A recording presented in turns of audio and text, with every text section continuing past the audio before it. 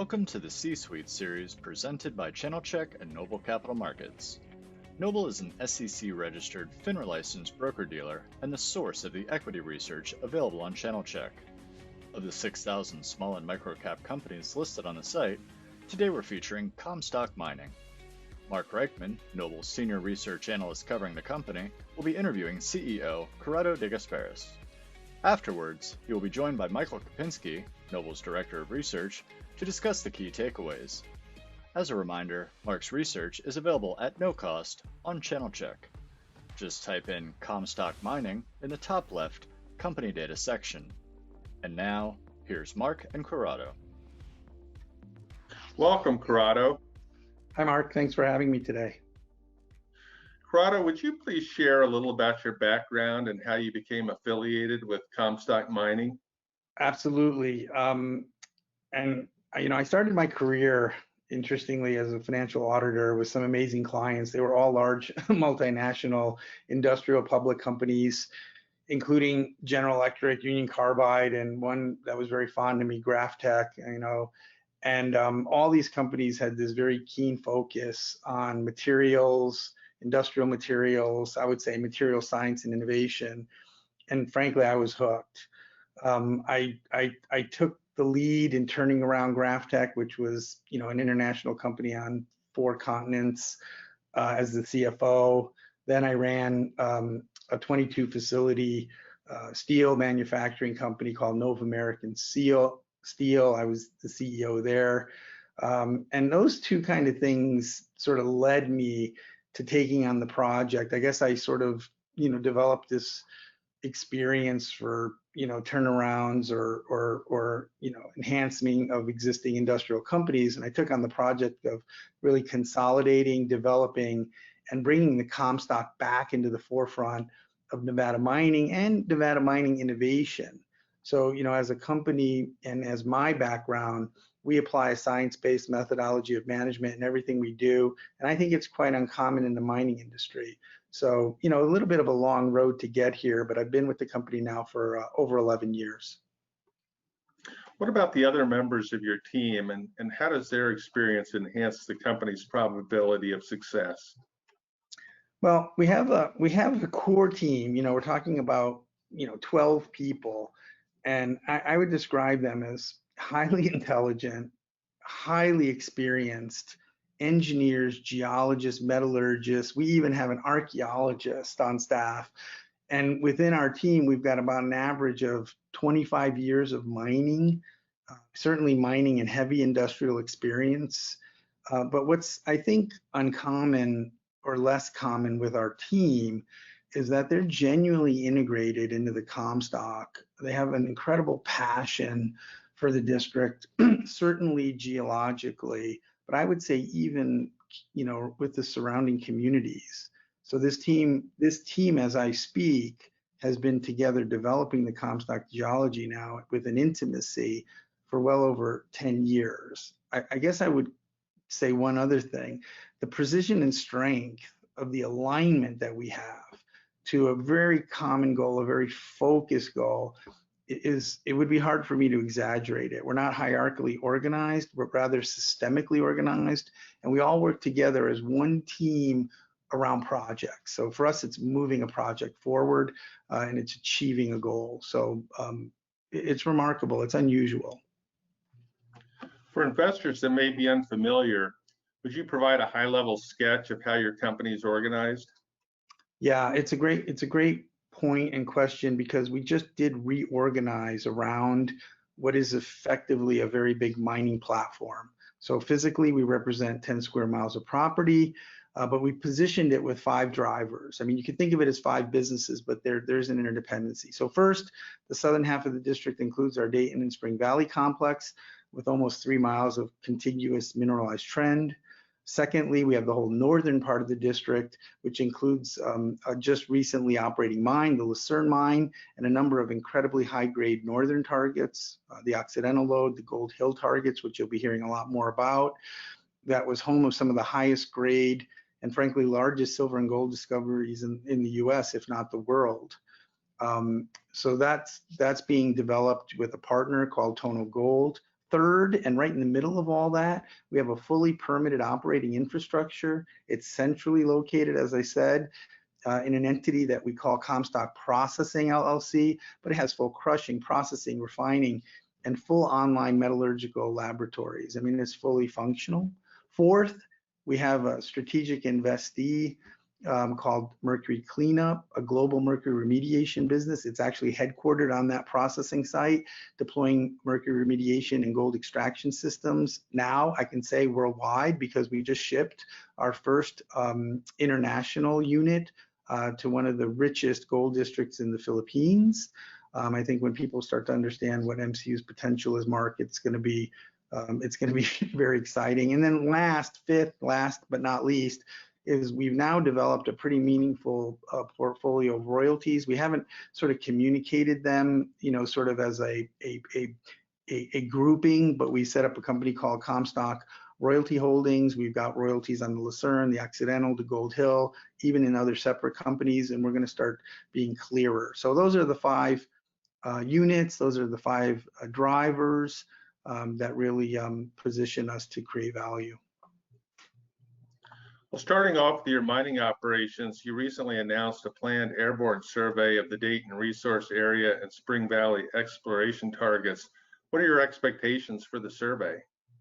Well, let me first just explain a little bit about that Dayton Spring Valley area that we're going to survey. As opposed to the northern part of the district, where most people know over 8 million ounces of gold and almost 200 million ounces of silver were mined in about a 2-mile strike length. What people don't always appreciate is that was very exposed mineralization. People joke, that the old timers literally stepped in it and tripped over it. But the southern district that we're about to survey, it has a 3-mile strike length, but it also has 30 to 40 feet of pediment covering the mineralized bedrock. So there hasn't been a lot of discovery there. There isn't a lot of surface indication. So about 7 or 8 years ago, we did some handheld magnetic surveys, which gave us some incredibly long signatures. And when we drilled, we hit high grades, just 25, 35, 40 feet below the surface. And so that created a lot of excitement. The next drill program validated, almost 500,000 gold equivalent ounces. But now and I think it's recent, like the last 4 or 5 years, it's certainly come into prominence over the last 4 or 5 years, and certainly very much so in the last year or two. They're now able to survey from a helicopter with the same, magnetic assessments, but they can go to depths of 1,200, 1,500, in some cases 2,200 feet.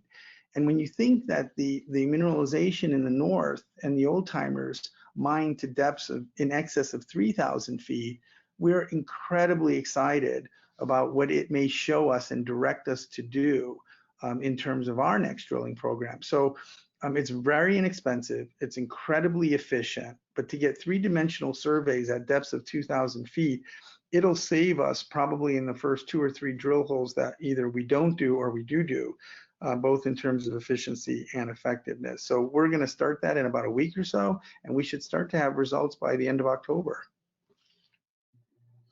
So focusing on the near term, could you address the milestones towards an updated technical report for Dayton and your longer term plan? Yeah, well, in the near term, we expect to issue our first, we're going to call it US compliant technical report, which will fall under the new SK 1300 rules by the SEC. We're very excited about that. We understand that the modeling and the resource and reserve estimates are the same as, for example, the Canadian 43101, but this will then fully allow us as a New York Stock Exchange listed company to incorporate that resource report into our filings. We're very excited about that. We might be one of the first to do it, actually. And we expect that in this reporting cycle. So for this year end, we would like to get the report done, and that report will be published. And then the annual report that follows that is usually, within a month or two, we would include the data in there as well. So with us, that report now will include a resource estimate, gold and silver. It will also include some of the results of most of the results of this surveying that we just talked about, and then a drill program that correlates with that. So we expect our investors to A, know what we have, B, see what the potential is, and 3, understand why we're drilling where we're drilling based on these highly sophisticated surveys. And Corrado, why did you elect to sell the Lucerne properties to Tono Gold Resources? And could you elaborate on the upside for Comstock shareholders, and also perhaps your strategy for growing Comstock's royalty portfolio? Absolutely. So the Lucerne mine, which we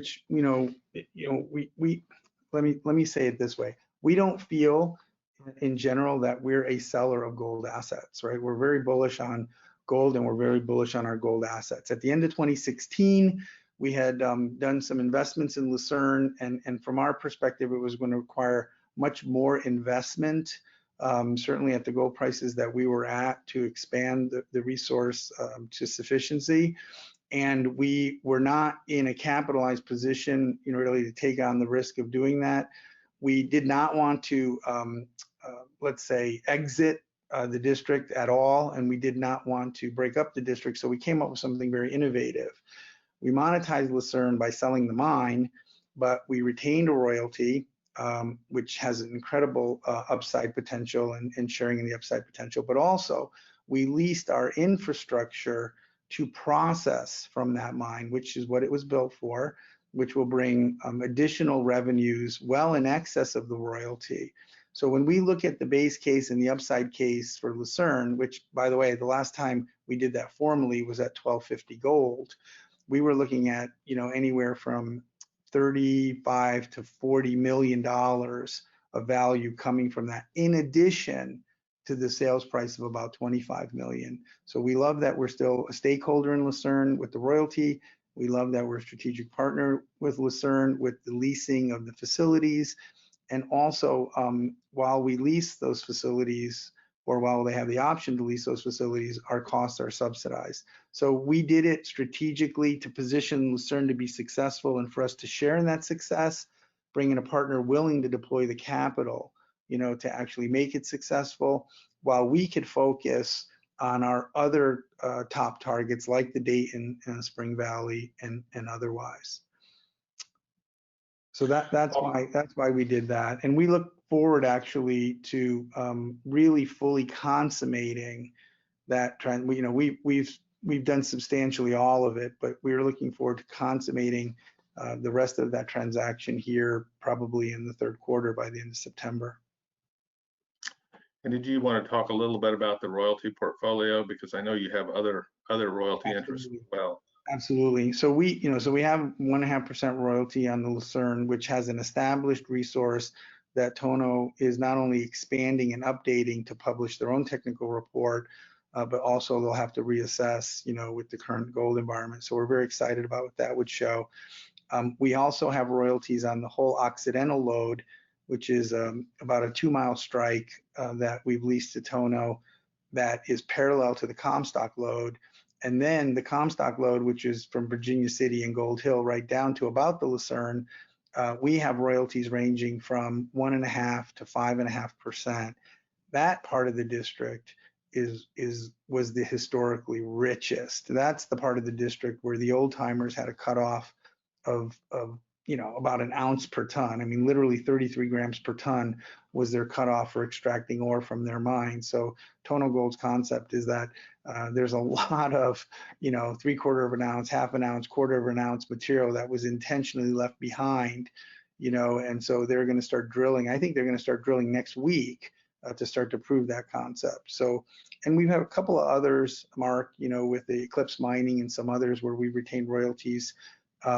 So we're going to put that all into one royalty holding entity, more than anything to give our investors just a clearer view of each piece of the royalty, and then support those with the technical reports that are coming forward. And every one of them projects that I just mentioned has a technical report planned certainly within the next 6 months. So we'll go from an obscure, unknown little, pot of royalties to a very precise delineation with technical reports sorting them, which then starts to give you the ability to assess and assign value. And so we're very excited about that, actually. While most investors perceive Comstock Mining as a precious metals mining play, you mentioned that Comstock is also involved in mercury remediation and gold extraction technologies. So Corrado, what is your plan there? So we like to say that we're a pure precious metal play, and I think by the end of this year, that will in fact be true as we divest of our non-mining assets and those things. It'll, this little hodgepodge of other activities will go away. We'll be monetized. We'll strengthen our balance sheet. But then through our strategic investee, which is the Mercury cleanup business, we call it MCU for short. We have the position and rights to own 62.5% of every mine remediation and gold extraction project. And I say mine remediation, mercury remediation, and gold extraction project because I want people to know that, even though the primary objective and full effect is to eradicate the mercury from the landscape, it couldn't be done if we weren't profitably extracting the gold from that mercury. So we'll have our first two projects launched. They are launched. The first system is now being tested in full on the Comstock. The second system's on a ship heading for the Philippines. By the end of the year, people will be able to see metal coming out the other side very quickly. These systems deploy with $1.5 million to $2 million investment, not $200 million investment. And these systems start generating gold within, frankly, with hours of them being set up. It takes a few weeks to get them all set up, built, et cetera. But then it's a fast cash model. So people may or not know, but, mercury remediation is a UN and US led priority. There's 140 nations that signed up for what's referred to as the Minamata Convention that really has targeted the eradication of mercury from industrial mining around the world, and especially from artisanal and small scale mining, often referred to as ASM. Now, the thing about our system and our technology is that it works perfectly for alluvial systems. So when you're talking about taking soils from the surface, taking soils from riverbeds, those kind of activities, capturing the amalgam, capturing the mercury contaminated materials, separating the mercury, getting the gold, we believe that we don't see anybody else able to do it the way that we're doing it. Mostly artisanal mining is left to smaller scale. Mostly the majors aren't interested in alluvial, placer, or artisanal mining. But when you're talking about huge districts that are contaminated, huge ecosystems that are contaminated, the market to us is bigger than it would be to majors looking at major mining projects. So it might be one of the largest opportunities in the mining space. It might also be the purest ESG development opportunity, for impact investors. And I actually can't think of a pure mining company that's an ESG. There's certainly new innovators popping up like we're doing with this, but we're very excited about it. So to me, it could be multiples and multiples of the values that we're talking about for the whole company, and so we don't see a limit on our potential here. And but again, by the end of the year, when people see them working, I think the paradigm will shift. And Corrado, could you briefly summarize the company's financial strength and liquidity? Yes. So, we're extremely stable. We have just paid off our secured debt. So we have no secured debt. We have a small amount of obligations remaining through promissory notes, about $4.5 million. And we have about $25 million of non-mining asset sales teed up, 14 of which now are under contract. We have the two properties in Silver Springs for over 10 million, and we have the Daney Ranch that we just announced for about 3 million. Those are all near term, and then we have about 10 or 11 million dollars in securities of one of our investees that we're looking to monetize, maybe over the intermediate term, not the immediate term. So we have good liquidity, we have good sources of cash other than selling equity to fund the initiatives we're talking about, which are very focused, the Dayton development and the Mercury cleanup development. Well, to wrap up, what differentiates Comstock Mining from other junior mining companies, and why might now be a good time to invest? I think it's a great, I think it's actually the best time in my 11 years. And that's saying a lot because in 2009, 10, 11, it was pretty exciting. But I think it's the best time because, you know, we've have the fully consolidated asset position in place. We have technology and new business developing, but generally speaking, it's not yet been clear that our focus is all on this precious metals as we still deal with some of the transitioning out of, you know, the non-mining assets, which will be a big positive for us. But you know, we've got a $35 million market cap with 25 million in non-mining asset sales coming alone, right? Which puts what, $10 million, you know, into everything else that we've talked about. We believe they're worth hundreds of millions of dollars. And when the Mercury system gets traction, and when the resources in the North and the South District of gold and silver start expanding, I mean, the number could be, you know, we should be well in excess, you know, of 500 million. So for us, it's safe, it's established, it's permitted, it's operational, and now we're in a forward-looking development mode. So I couldn't think of a better time, you know, for people to participate. We have good shareholders. We'd like more. We're New York Stock Exchange listed. We're very liquid. We're very transparent, and we'd love for people to join the story. Corrado, thank you for joining us today. Thanks, Mark. It was my pleasure. Thanks, Mark. I always find mining companies pretty fascinating. I was wondering, though, in listening to the interview, what is the very near-term opportunities you see for this company? It sounded like there's a number of balls in the air. You have these mining prospects, and then you also have the prospective sale of some non-core assets. What do you see as the near-term issues facing the company? Well, what you mentioned is correct. I mean, they had embarked on a corporate realignment.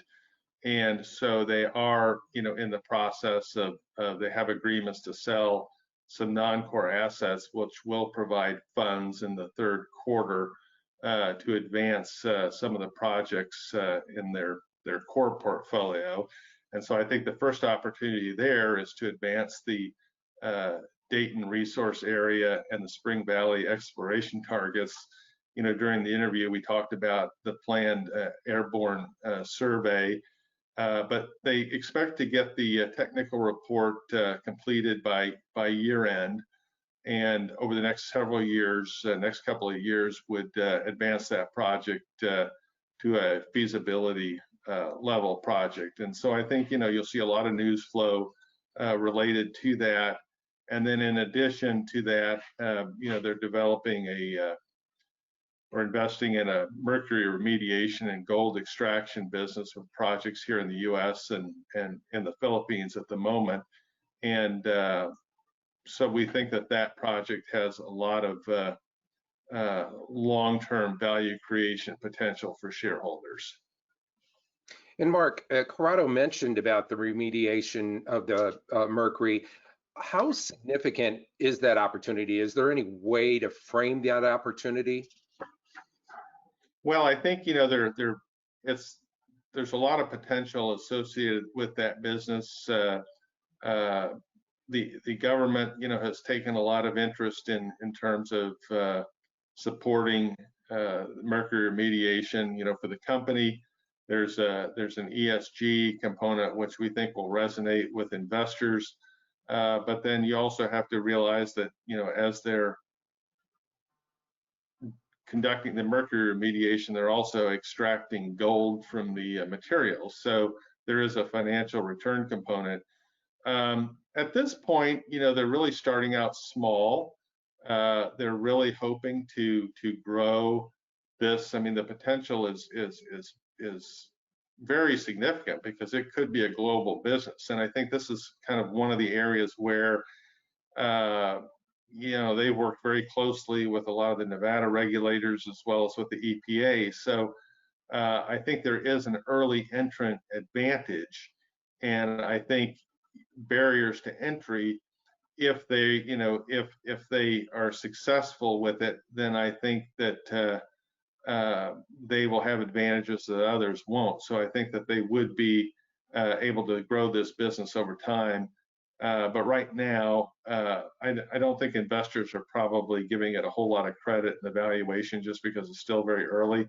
But I think this is, over a longer time frame, has significant opportunity for the value of the shares. And Mark, Corrado indicated that he believed the company's market cap could be 500 million, and it's an extraordinary number given where the company is today. And first of all, do you agree with that prospect that we could see that type of valuation for the company? And secondly, what do you believe that would have to happen to get there? Well, Comstock currently has a market cap of roughly 34 million, and our price target would represent a market cap of 145 million based on current shares outstanding. Obviously, management has a long-term view of the company's growth outlook, whereas our price target represents a shorter time frame. As we mentioned, near-term catalysts include a robust exploration program and the publishing of a technical report for the Dayton Resource and Spring Valley exploration targets by year-end. Longer term, it is the development of Dayton and Spring Valley from a technical report to a feasibility study and ultimately to a mine whose value will depend on the mine life, commodity prices, and the mine's operating costs. We also think the Mercury Remediation and gold extraction business holds a lot of long-term value potential in addition to the company's growing royalty portfolio. So near term, the sale of non-core assets, including land assets, to an opportunity fund in the third quarter for proceeds of roughly $10 million expected. That, in combination with the receipt of final payment installment from Tonogold Resources for the Lucerne package of roughly $4.5 million in early 2021, those will help fund Comstock's goals for Dayton and Spring Valley. So while we are more focused on the near-term value drivers, longer term, we'll just have to see how things unfold. But we think the company's off to a very good start. Well, it's an interesting story. As you said, it was complex, but it seemed like the interview kind of boiled it down for us, and I greatly appreciate your insights. Thank you, Mark. Thank you, Michael.